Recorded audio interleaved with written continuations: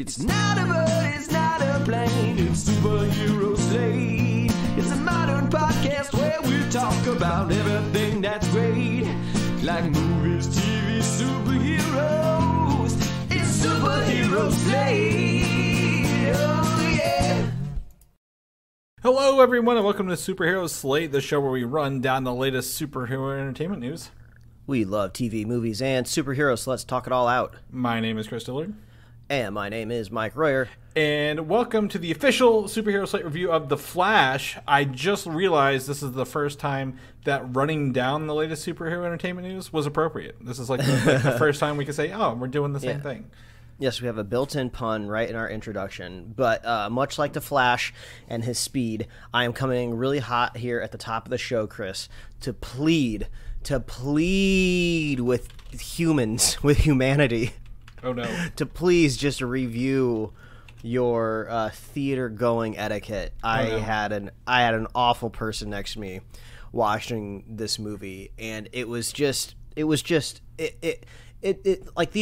happens every once in a while, right? Everybody has an awful theater-going experience every once in a while, and whenever one kind of crops back up into your life, you just lose all faith in humanity, right? Mm-hmm. So not only was the person next to me on their phone, but I spotted partway through the movie that they had two cell phones that they were managing, that they were running around with. Two cell phones. Two. Like I was like, were they playing Pokemon Go or something? Like, what is like? It was madness.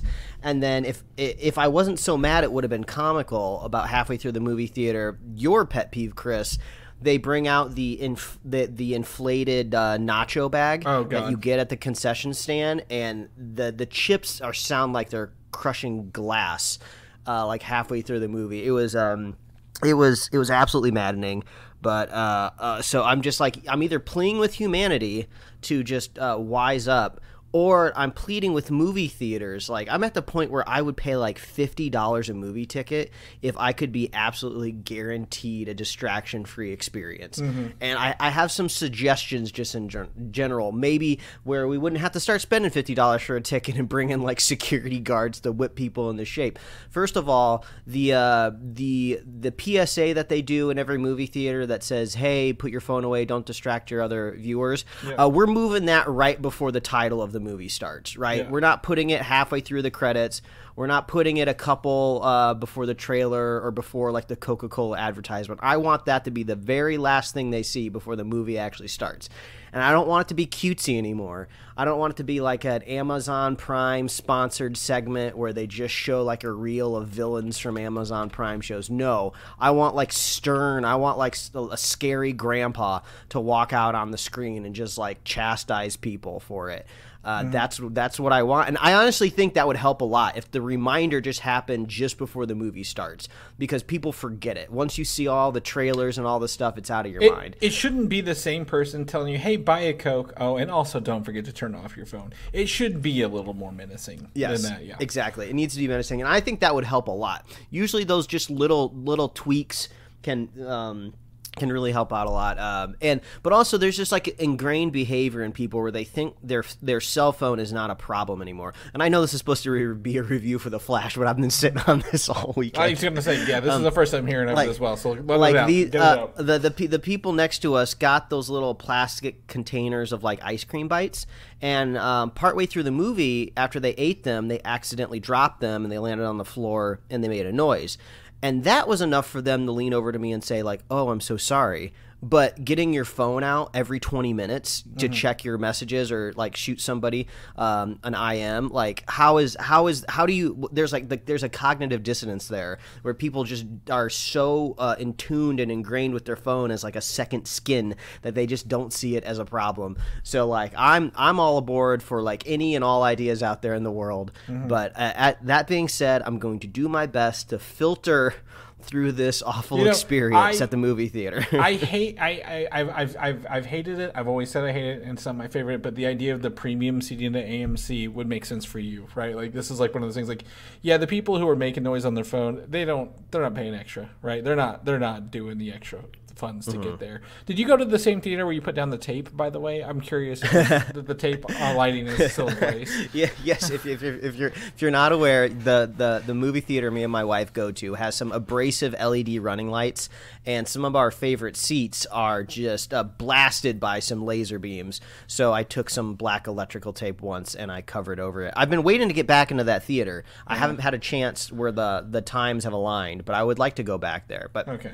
I think as of right now, my strategy is going to be, because I think the next movie that me and my wife together are really looking forward to is the Barbie movie.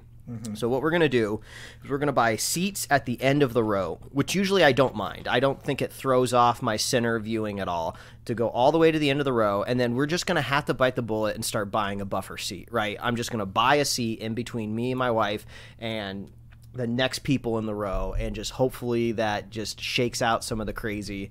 I feel like it will be worth it to just get some of that anxiety out. But that's it. That's me putting it out there. So I just looked up, because I forget when Barbie was coming out. It's coming out late July. What about Indiana Jones, maybe? Gosh, I don't know. I'm so confused on what I'm supposed to be doing with Indiana Jones. You're supposed to be watching it, but that's fine. It's like, do I try to strategize and go like Saturday mornings, or like am I worried that someone's going to bring a gaggle of kids? Or do a gaggle of kids want to go see an Indiana Jones movie? I think you just go to the same theater location and just run in that other screen when you're done, or like beforehand, and just take a look. Like, is it still there?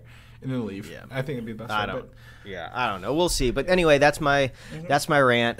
Chris and I we went and saw The Flash. I've seen it twice. Just in case no one knows, I got to see it a week early, so I've been sitting on this for almost 2 weeks now. Right, two full weeks. So I've seen it twice. I actually had very pleasant experiences both times, so I can't say much to that. I did though. I told Mike the second time I went ahead and bought the Cinemark Flash cup that they have there, that's covered in like his suit kind of texture, right, and yellow. Mm-hmm. And I didn't know this until after the movie. And I was in the parking lot and I was talking to the person I went with the second time, and I'm like, there's a little plastic thing here on the bottom. Maybe it's a wrapper. I pull it and the cup lights up. Did not know this the entire time I had this cup. I'm like, it just lights up. I'm glad I did not know this, because that would have been annoying to have it light up in the movie theater, but. I was hashtag blessed. Both the first time we watched it, my wife and I had in seats, and then only one person left me, and this time no one sat around us. So can't really share that experience with you, Mike. But I'm glad we both got to watch it. This movie actually exists, right? That was my joke last week. I'm like, we've been waiting for this forever. It's gone through at least 3 ownerships at Warner Brothers / DC.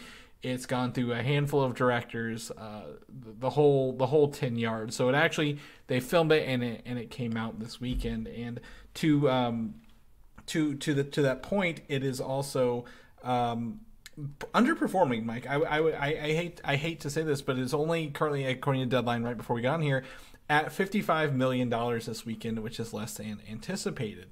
And there was one major, I guess, theory, if you will, why this is underperforming, and that that this movie is coming out. It's not decided. This movie is coming out in the middle of a writer's strike, right, and a potential SAG strike or Actors Guild strike, and the people who would normally do the press, right, like Michael Keaton and everybody else, are not out. No one's out doing press for this movie at all. Even though we'll talk about Ezra Miller later, but like nobody else is doing press for this movie because of those. Some of those shows are shut down, or not, like the late shows aren't on right now, right? They're running reruns. So I don't think that's everything, but I'm like, that does make sense somewhat if people are wanting to hear from the people involved.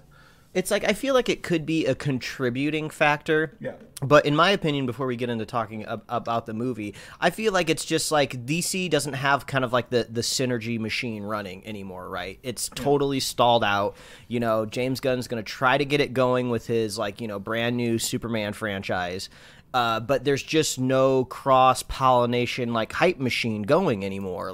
This is like a half-dead franchise, with like a zombie Snyder attached to it in a way.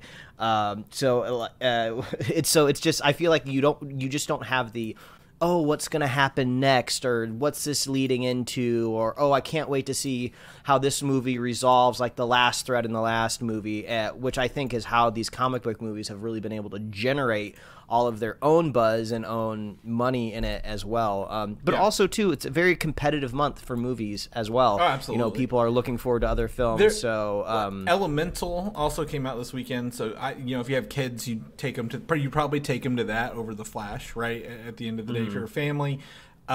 Extraction 2 dropped on Netflix, so maybe you didn't want to go to the theaters. You wanted to sit home and watch an action movie instead. So I do think it's also Father's Day, right? So,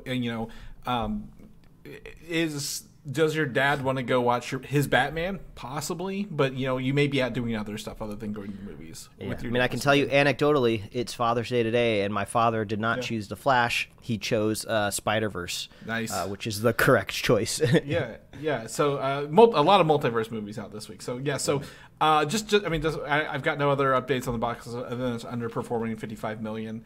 I did think it was interesting that the Secret Invasion press was going on this week in tandem with the Flash press kind of going on, right? Like Marvel's TV show, they actually had a red carpet event for a TV series. So kind of weird. But let's jump into this. We've not talked The Flash. Well, Mike has sent me literally, I believe, 2 texts about The Flash. And one of them is actually like a huge point I want to talk about, but it is very spoilery. I think that maybe the second one's not very spoilery. But the first one's very spoiler. But you want to go first? I kind of gave my reaction last week. You want to kick off this week, because I already feel like I kind of gave my initial reactions, and I can talk about my second viewing experience. Thoughts here in a second. Yeah, I'll jump into it. I mean, after we got out of the theater, and after I finished venting to my wife about the theater guest next to us, eventually after that filtered out, I was like, oh, I guess we can talk about the movie now. And overall, we enjoyed the movie. Yeah. It's such a shame that Ezra Miller's career is so bogged down with their, craziness, all of their antics, because Ezra Miller is a fine actor. I loved the performance in this film. Barry Allen is very fun to watch, entertaining. This felt like a breath of fresh air. If we were still kind of stuck in a Snyderverse, right? I feel like this would be standing out, and people would be gravitating towards this style of DC movie, but things are in flux and things are changing, so we don't necessarily need a blueprint laid out anymore, right? This is easily my favorite of anything to come from the Zack Snyder verse, if you will. And I will give credit where credit's due. If he indeed was in charge of casting his universe, he has done a great job, and bringing in Ezra Miller as Barry Allen was extremely effective for me in this movie. Mm-hmm. I thought the story was pretty original for, I would say, what we usually get with superhero movies. I know kind of everything has gone multiversal now, and there could be this question between like, well, what's multiversal and what's time travel? Technically it could be the same thing depending on what, how you want to describe it to what story point is beneficial for what you're telling. Exactly. Yeah. And I don't even know if we really got a super clear definition of what exactly we were working with. I want to talk about that in spoilers, because I've got ideas. But we'll talk about it. But there's definitely some standout set pieces in this movie. So even if you didn't like this movie, I would say people at the very least could recommend clips of it, like on YouTube, right? I feel like that's usually our lowest common denominator when we talk about a movie. There are similarities to literally, again, Marvel's speedster, Quicksilver scenes, right? In Days of Future Past and Apocalypse, right? They could... Like, oh, you want to watch those movies? Well, here, go watch those Quicksilver clips. I feel the same thing could be applied to some of these scenes here. Yeah, speedster movies can just be fun sometimes, and I feel like this one was equally fun as well. Definitely have some lingering questions of kind of just more like science fiction theory. Which way are they going to take this? I think the special effects have kind of been hammered over the last couple days as people have gone to see this movie, and the director Andy Muschietti has kind of stuck up for some of them and explained some of the visuals. But as you can see in the trailer, there is a set piece with Supergirl kind of out in the middle of nowhere. In the desert, in the flats, wherever they are in the movie, and that is I felt like an odd choice to just take everything else around away from you. Well, that was the same desert from Man of Steel, I believe. So we can point at Zack Snyder for that. Yes, the iconic desert that everyone remembers. Yeah, exactly. So well, but I mean, overall, we had a good time with this movie. We enjoyed it. I would look forward to watching it again. I assume on Max, in a couple weeks to a couple months, depending on how the box office performs. But yeah, overall, not too distasteful. Yep. I think it's setting. It's always funny, right, when they start to cut the hype promo after opening weekend, and they're raising up the audience score. It's like, oh, we know why you're raising the audience scores, because the critic score is much lower. But I think this is still technically fresh on Rotten Tomato, and I would say that's fair. So overall, there's just way too much baggage with this movie, unfortunately, in the real world and also just within its own cinematic universe, that I could see a critic or even myself enjoying the movie but having a hard time recommending it. Like, I don't know exactly how I recommend this to, like, my friend that maybe is not super into superhero movies, or even like my mother. Like, I feel like it's just going to be very confusing. You have to have a lot of predetermined knowledge of the universe to understand the cameos, which I could see this also maybe being a problem for Marvel's Secret Wars in the future, because I could see them doing similar style cameos that maybe will go over Dolph some people's Lundgren head. as the Punisher. Exactly, but there is some great stuff that we're going to talk about in this it's extremely nerdy, super inside jokey, and one of them I felt proud that I was the only one applauding for, which is the thing that I text you about. Yeah, exactly. Chris. Yeah, I got excited twice, both times when we got to that. Yeah, but Chris, can you hit us with a quick spoiler-free review so we can jump into the spoilers absolutely. here? I actually had a better time my second viewing, if I'm going to be honest with you. Like, everyone, my wife probably had like a less than pleasurable time the first time, so she was like, why are you going to go see it again? I'm like, yeah, I'll go see it again. I'm going with a friend from work, and we're going to watch it, and I'm going to experience it. And I had a much better time. But I will say, I probably agree very closely with the Rotten Tomato score, right? Like, I'm like 60 to 70% this movie, pretty good. The other 30%, I'm just so pissed off at. I'm like, why is this even in here? Like it leaves me with a good feeling at the end of the day. But there are some things there, and we'll talk about in spoilers. Like, the first hour, I absolutely despise. I think it's one of the worst things I've ever seen in these types of movies. But after that, like, the movie continually gets better and better and better. I'm like, that's great. I'm glad it gets better instead of worse over time, because I think that would make a different experience. But overall, I had a good time. I think, again, there's one thing I will say, and this is going to, you can separate the artist from the art, or you can't. You can or you can't. If you cannot do that, you are not going to have a good time in this movie. I think 100%. If you cannot separate Ezra Miller from the person from the actor, you're going to have a bad time, right? Because you're going to be thinking about it the whole way through. And that was a conversation I had with someone who else saw it, and they were like, well, I just don't like him as a person. I'm like, well, then you're not going to have a good time at the end of the day. But as you mentioned, I think Barry Allen, Sasha Callie, Michael Keaton, right? Very strong actress in this. Like very compelling. The story is very compelling.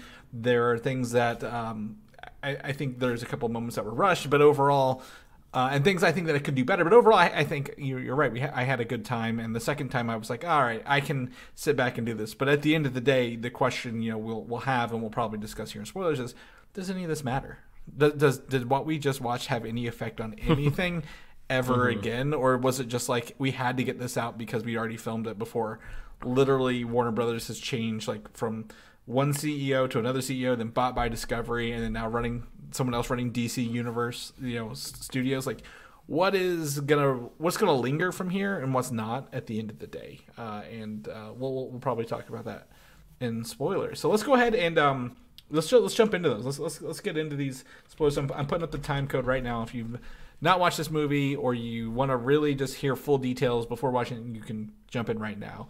And I think the thing I want to say most, Mike, the beginning hour, this is essentially a Justice League light, and I really hate the baby scene. I really dislike the babies falling out of the hospital. So and the Flash has to eat. What specifically don't you like about it? I'm just curious. Okay, two things. One, Flash he's got this calorie counter on his wrist, right, that never comes up again. Like, this thing that stops him from running really fast and prevents him from doing this.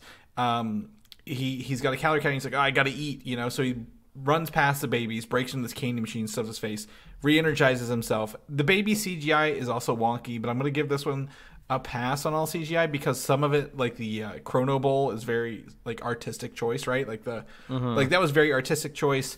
I even think the cameo scenes, the CG and some of those were actually pretty good on second watch. Whenever I could like focus on those details rather than the reaction for the first time. But I really think the baby scene and then this Batman scene, and then of course Wonder Woman shows up in the 11th hour to save everybody, and Gal Gadot is in and out faster than anybody else in this movie. Like she's there and then she's gone, kind of thing. Yeah, she's and Barry has like habit of doing that. Barry has like this like thing where he has to say that he knows what sex is, but it's never experienced it. I'm like, why is this in here? This is purely. I feels like this is your Zack Snyder remnants, and this is like thankfully, maybe hopefully, our farewell to all of those Justice League things that the complaints we've had. I just did not care for it at all at the end of the day. I mean, I do have to say, I thought me and the wife loved the baby shower scene. It was fun. It was silly. I was just happy to see something like lighthearted and not crazy serious in this movie. And I thought it kind of set the tone pretty well. I was hoping that this calorie thing, right, this deficit where he can't run fast anymore, would come into play later because he didn't. The young Barry doesn't know about this. Yeah, so, I agree. It does seem weird to highlight it so much with even like coming up with like technology and like a visual and like a meter so the audience can kind of clearly see it, when you could have gotten away with the same concept, right? Like if they really wanted to do the joke of him busting into the vending machine before saving the babies, you could have just done that where he like bends over and grabs his stomach and you hear like the gurgle. We would have got it, right? You wouldn't need all this. So yeah, it did seem like they were amping up to show up like in the third act or something like that, and that would have been a nice payoff. So I will agree with you there. But I thought the baby scene was like funny, I thought the Batman scene attached to it as well was interesting. I enjoyed his motorcycle. If you notice when he turns, like the jet engines change side when he's like taking a lap. I was like, that's pretty fun. That was sick. Those little details kind of take it from kind of being like any movie could have done this to it had to be a Batman movie. Yeah. That did this. The Wonder Woman cameo was like, I'm getting so sick and tired of those, right? She just pops up in these movies for a cameo. She did it in, spoilers for Fast X. Yeah. She does it in Fast X for a minute. And I'm going to be ranting about those movies when we talk about our normal weekly news episode this week. And I think she is definitely a highlight in the everything she's been in. Right, Wonder Woman 84 sucks, but I don't blame her as an actress. I blame the writing, the editing. But she's always a highlight. But it didn't feel necessary, right? I literally everyone from the Justice League except Cyborg, obviously. Notice he's very, very not in these movies. But we get a CGI and a back version of Henry Cavill's Superman at one point. But overall, I hope that's the farewell to Zack Snyder's Justice League.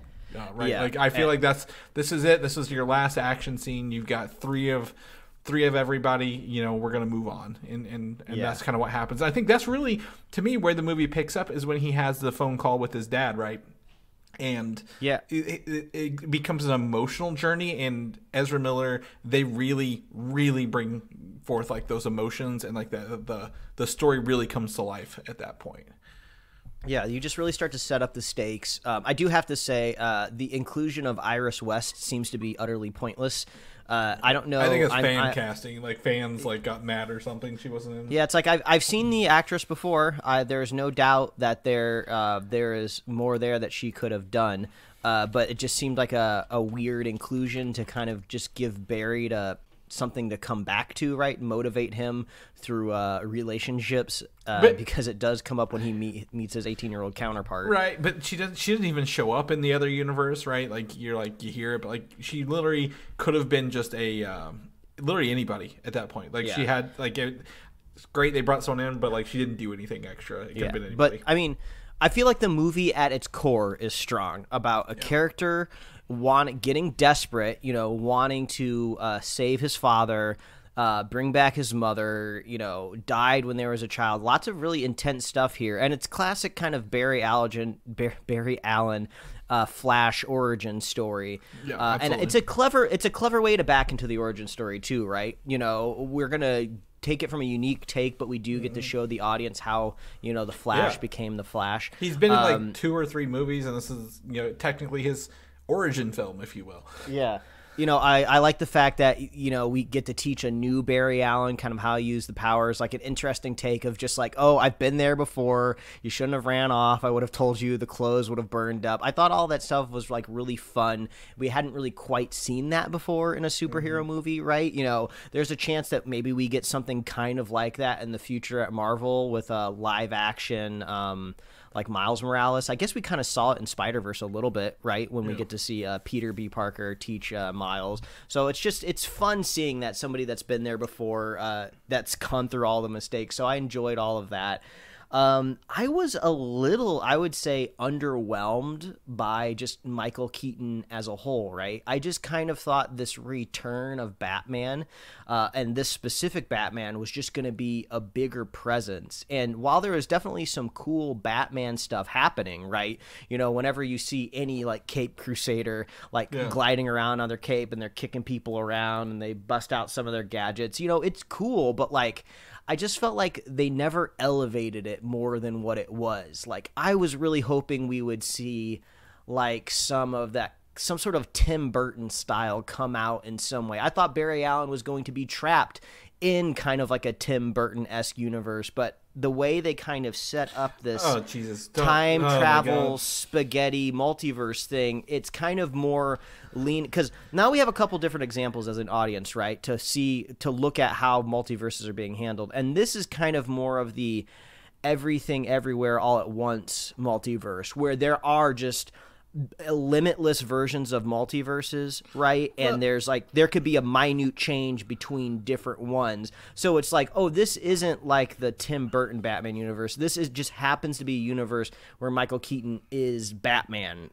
So it's not technically that same movie. So I feel like they get away with using that definition. I'm going to kind of lean the other way and say I'm glad Batman didn't overshadow The Flash, because it is his movie, right? Like, I'm glad that it's the Flash movie. It's not the Flash and Batman. It's not Batman and the Flash. I'm glad that they were able to, I guess, maybe pump the brakes a little bit. Like, look, we like Michael Keaton. We all do. We like him as Batman. But, like, it's still a Flash movie at the end of the day.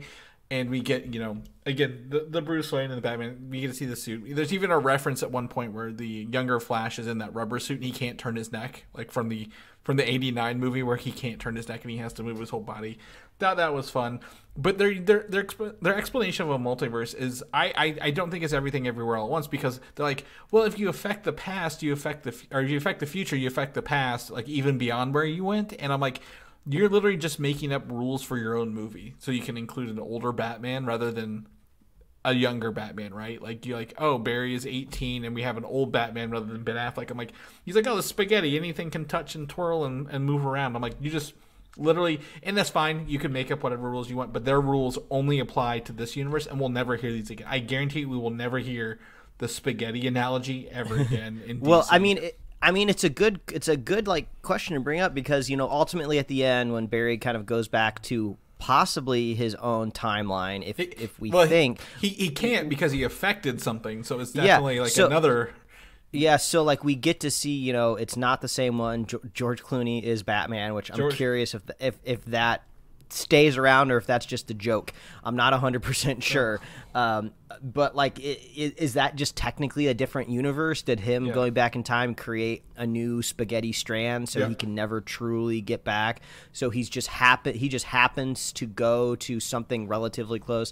They actually approached this, I believe, in a couple episodes of Rick and Morty, where they mess up their own universe. So they're like, oh, we need to find a new one to live in. And like Rick does some computery stuff, and they find a universe that's like 99.99% the same, except one slight difference. Like, oh, we'll just live here. We won't notice the difference.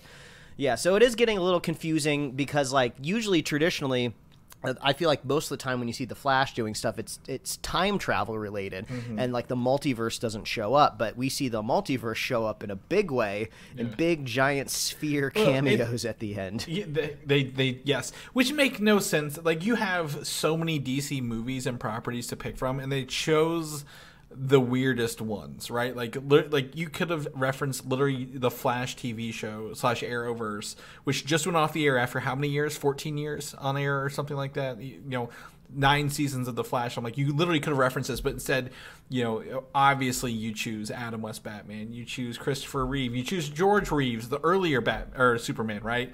And what's it, Helen Slater, Supergirl, and then my favorite, the deepest cut of anyone that I think has ever been made in a movie, Mike, is Nicolas Cage as Superman from the Tim Burton Superman that they never filmed, but they have pictures of him in the suit. With the iconic spider story. Yeah. If you're not familiar, there's more in-depth story that you can go find out there, but Kevin Smith has kind of like an infamous story that he tells from back at his height of his powers when he was being courted by Hollywood. Yeah. A producer came to him and said, hey, we want you to make a Superman movie, but the producer oddly really wanted a giant spider in it. Not really much of an explanation why, but the dude just had a hard-on for giant spiders and wanted Superman to fight one. So it's just hilarious to see that this kind of like legendary story about Hollywood just get thrown into this movie. And I do have to, I felt proud of myself in this moment because, Chris, I was judging the entire theater that I was with, obviously, and the people who went and see this movie weren't the I'm trying not to be too mean, but like when Barry Allen got struck by lightning when he was trying to get his powers back, and the movie tries to make you think that he died, but only an idiot would think he actually died in his own movie halfway through.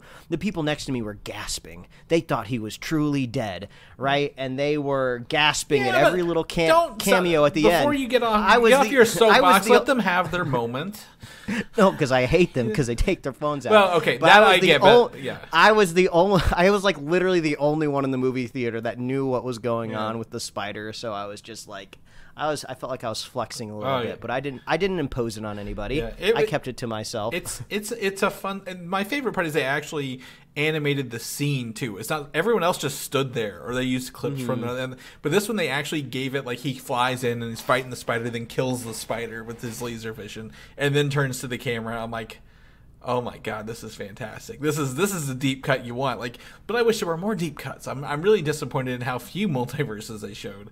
Really, at the end of the day. That seems to be a trend, unless you're a Spider-Verse movie, where we're going to do multiverses but not go many places. Yeah. Everything, Everywhere, All at Once, I would say, did pretty good with their economic budget, and Loki, and giving us as many as they could. Loki had a lot of variants as well. Whenever he gets into that's right. I would say those two do a really good job to say like, look, we have an alligator Loki, we have a Sylvie Loki, you have a governor Loki, a classical. I think you could have done some more things in here. But we deal with what we get.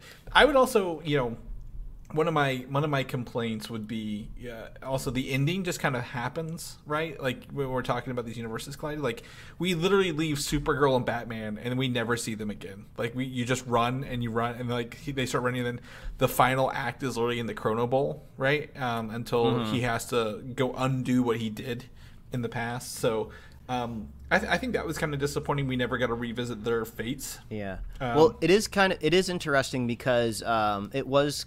I don't know if this was necessarily confirmed or if it's just like reports out on the street, but there was 2 other endings apparently that were scrapped from the end of the movie, and I think there are kind of reinforced because one of them, it was supposed to be Keaton and Supergirl at that courthouse at the very end, and I think that is reinforced because we do have set photos of Supergirl like out in front of like that courthouse when they were shooting, so that is definitely a plan. There was 3 endings for different like we talked about the resumes in charge while they were doing. So that was the first one. The second one was actually them plus Gal Gadot and Henry Cavill as well. Yeah, it was going to bring like the whole like band back together. So now that we're kind of in like this kind of more goofier ending, we ended up with Aquaman.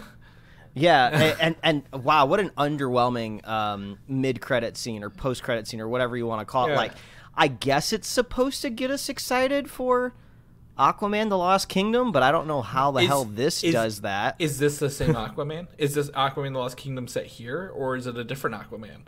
Because he's technically in the George Clooney universe.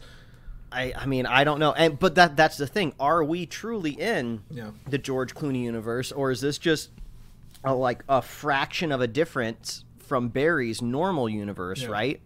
And just Batman just happens to be George Clooney. That's the thing that's like not super clear. And I feel like there wasn't a lot of lines drawn in the sand of just like, we've totally changed the DC universe forever, right? Because we know it's all in flux. I could see them just like washing this all away, because guess what, we still have a Robert Pattinson Batman movie out there, right? You know, we're starting a new Batman. I mean, I do have to say, I feel like I do like Andy Muschietti's take, the director for this film. I do like his take on the character. I like his style. He handled everything, no matter even how I feel, he handled everything really well, right? Like everything was done great.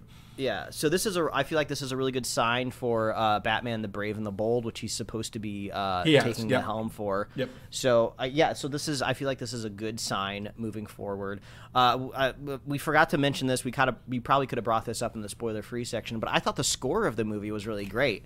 They had some really great. You can only have so many Chicago songs in a movie before I'm like, why do you have 2 Chicago songs in your movie? It opens at the restaurant with.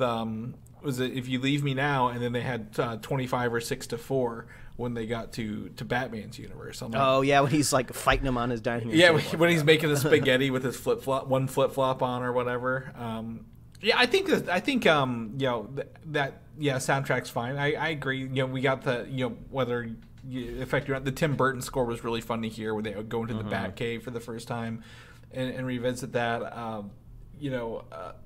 I'm trying. There was something I was going to say. I don't remember what it was, but overall, I think the Chicago song stuck out in my head a little bit. I can't think of anything else really in there soundtrack wise. Do you have something in particular as well? Like, I mean, just overall, I just your solution by the Raconteurs when they were doing the Speed Force thing at the end. I think Ezra Miller did a great job. They did a great job being 2 different Barrys, right, at 2 different points. Like the 18-year-old annoying as hell one, and he's supposed to be annoying, right? Like you're supposed to, and then the other one. But I said this Thursday when I saw it the second time.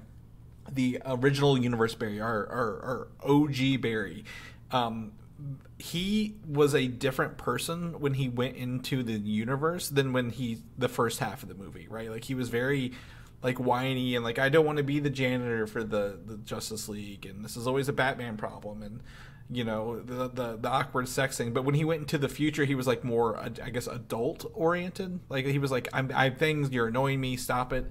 So I think that shift kind of bothered me a little bit, but it was fun to see he had a foil in himself.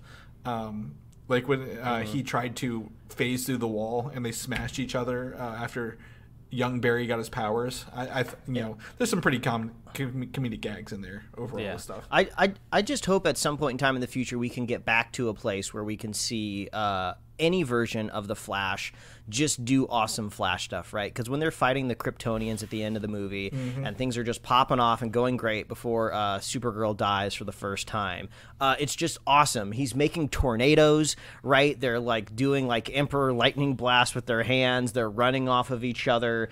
There's like this really like kind of intense part that's just kind of like thrown off like it's nothing, where like Barry does his phasing hand into a Kryptonian and just kills them. It's like, that is like some god tier move right there, and you're doing it like it's nothing. So it was kind of cool to see the contrast of like, Barry actually knows how to be the Flash because he's been the Flash for a while and he knows all the skills and he's acquired these tools, compared to like this proto Barry that we're kind of more familiar with from like the previous movies where where Bruce Wayne first meets the Flash and he's got that scraped together suit. So like I want to see the Flash doing more really cool Flash stuff, but we just keep getting bogged down with all of this inner universe DC stuff that's just like, why does he run so weird, Mike? Why does he run so weird?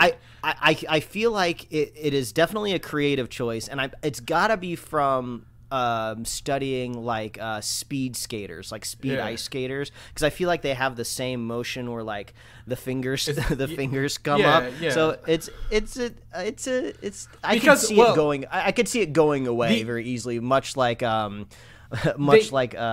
Scarlet Witch's accent. They did. He runs in the Chrono Bowl like a sprinter, but he runs in the Speed Force like an ice skater. Which is all styles, man. When you're running that fast, you get creative. Yeah. I thought, but you brought up the Chrono Bowl, and those visuals in the Chrono Bowl, they were so odd and slow, so like low kind of res, like plasticine rendering. I was just like, oh, this has to be on purpose. Yes. And then Annie Machete did say, yes, that was a purposeful thing of like, this is just supposed to be a very like a very like just intense like a world and situation to be in, that like, you know, this is just going to be like, you know, how one might interpret all of these events happening at once. I thought the visuals of the Chrono Bowl was cool. I don't know if that's ripped straight from the comic books, but I felt like the visualization of it worked for me. It kind of felt like a clock a little bit in a way, like a dial of like, oh, I'll move and this is kind of how I'll jump through and throughout time. But like, I almost kind of wish there would have been, I guess just to wrap it up, I wish there would have been a little bit more of decision of like, is this a multiversal movie or is this a time travel movie? Because I feel like mixing the two together, like, yeah, technically you could write a scientific paper on saying the fact that they're the same thing, but felt like it got just a little muddied where I just didn't know what I was supposed to be concentrating on. It got a little wet spaghetti on you. Yeah, like, are we looking out for the butterfly effect, or are we looking out for just falling accidentally into the wrong universe? Mm-hmm. Because when we see like the evil armored up version of Barry that is kind of looks like it's supposed to be like the Savitar look. That's why when he punches, he punches him out of the. Well, I was gonna say there's like 3 Barrys in this at the end, and you're like, what is happening here? So yeah, and when he punches him out of the Chrono Bowl, it's like, well, did he punch him into another universe, or did he punch him somewhere on the timeline? Like, well, I don't know. It was just confusing.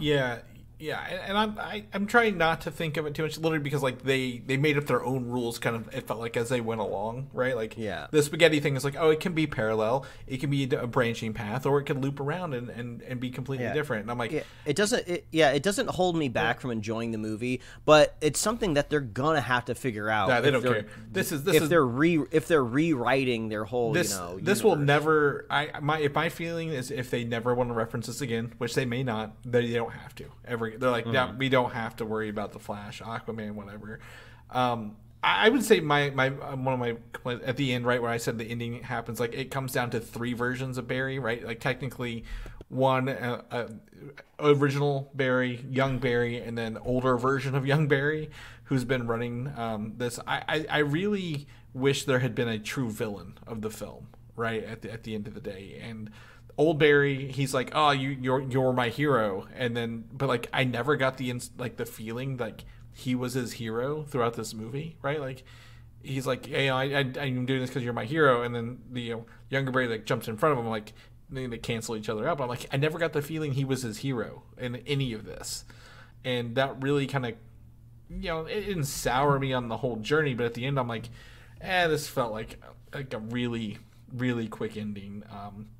Without a villain at the end of the day, and that kind of sucked. I will say though, Andy Machete has said that we don't see this in the movie, but the Reverse Flash is the person who killed his mother in this movie as well. They didn't touch on it, but like it's still a big factor in this. So. Yeah, I almost thought things were going to get really, really, really dark, and Barry was going to have to go back in time and stab his own mother to kind of like reset the timeline or something. But yeah, they don't talk about that. But yeah, the Reverse Flash, pretty iconic character that we don't really get to see in this. But yeah, I guess, it seems like we both enjoyed the movie, but it's hard to recommend to someone who doesn't know what's going on, right? Yeah, and also, like, is there a future for the cast? Is there a future for this narrative, this timeline, this multiverse? I don't know. All of this and more could have affected the box office this weekend. At the end of the day, I would say if Andy Machete has signed on for The Brave and the Bold, which he has, he does not have The Flash 2 in mind. Like, nobody over there has The Flash 2 or a sequel to this Flash in their heads, right? So it might be cool at the end of their phase 1 Gods and Monsters. Maybe Barry shows up, right? It could be this Barry, it could be another Barry, it could be a Wally West, another speedster if they need to. But like that would be fun. But at the same time, I guess Barry deals with like you said Savitar, right? That's the god of the Speed Force, right? So if they're doing Gods and Monsters, it could be into that. But I'm just not like, I don't think they'll ever reference this movie ever again. Yeah. At the end of the day. Well. So. And much like when we were talking and reviewing Shazam 2, we said, it probably all comes down to box office, right? Yeah. If any of those 2 movies made a ton of money, of course they're going to keep them going.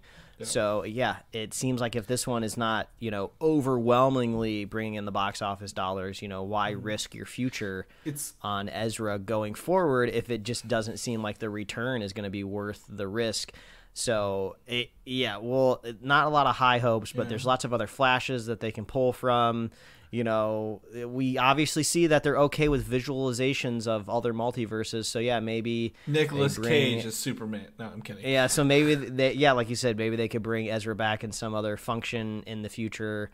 But like I said, I had a good time, but I'm ready for this all to get wiped under the rug. I want to start fresh. I really hope that Gunn Superman movie is like fun and great, properly teases, a universe going forward after that. Yeah, absolutely. I think we deserve it after sitting through this for 10 years, right? Of still dealing with the ripple effects of Zack Snyder 6 years after he was fired from Justice League or more. So, but that's our review. So let's a normal episode we do every week. But if people want to know what you're up to, what you're doing, where can they find you at, man? Well, they can find me at Mike Royer Design on Instagram, Twitter, and TikTok, and you can read my webcomic at liferewardsrisk.com. Chris, if people want to catch up with you, where can they find you? Find me on Instagram, Valdan87, or video game networks of your choice. If people want to know more about the show or listen to our regular weekly episode that we're about to go record, it's got a huge list, like 3 pages of notes this week. Where can they find all that good stuff at? Yeah, head on over to superheroslate.com because that's the best place to find where we host the show and to get our awesome show notes and our upcoming release calendar to see what we're going to be talking about next on the show. We're on Apple Podcasts, YouTube, Spotify, wherever else you love to listen to find podcasts like our own. Like us on Facebook, follow us on Twitter and Instagram. You get merch at superheroslate.com/store. We love hearing from you. What did you think of The Flash? What do you think of the future of The Flash? Let us know. How do you think they should fix the movie theater going experience? Because I'm open to suggestions, and I really hope somebody that works at one of these companies listens to this and, comes and rescues me. But we love our super fans too, so if you want to be a super fan of the show, all you got to do is share the show with a friend, share the show with a buddy, and we'll be here every week, folks. That's right. We'll catch you next week. Thanks for listening, and don't forget to subscribe.